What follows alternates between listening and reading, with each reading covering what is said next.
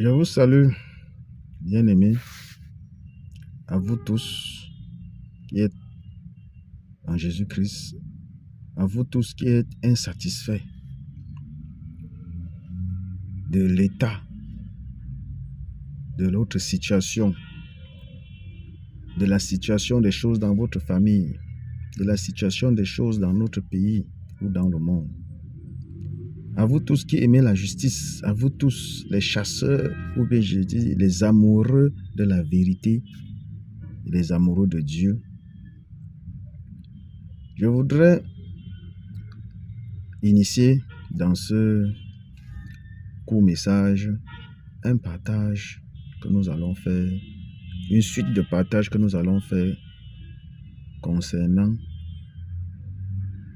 le verset de Somme 82, verset 6 qui dit « Vous êtes des dieux, vous êtes les fils du Très-Haut ».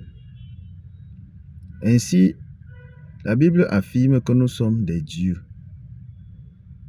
Bien entendu, si nous sommes des dieux, ça veut dire que nous devons vivre en créateur, nous devons créer les situations, nous devons initier les situations qui doivent arriver dans nos vies, dans notre famille et même dans notre nation.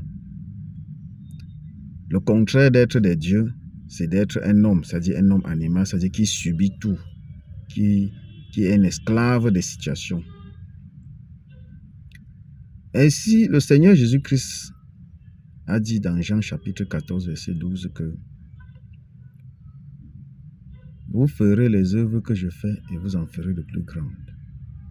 Si la parole nous est agressée et si la parole est vraie, ça veut dire que nous pouvons vivre dans la sainteté, dans la même sainteté que Jésus-Christ.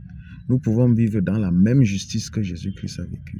Et nous pouvons faire les miracles, les prodiges qu'il a fait de plus grandes. Il est vrai que Dieu a d'abord voulu que nous le cherchions par des tâtonnements.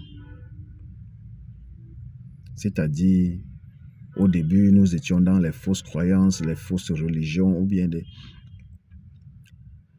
faux dieux, et qui n'a rien apporté, qui nous a plutôt mis souvent en difficulté.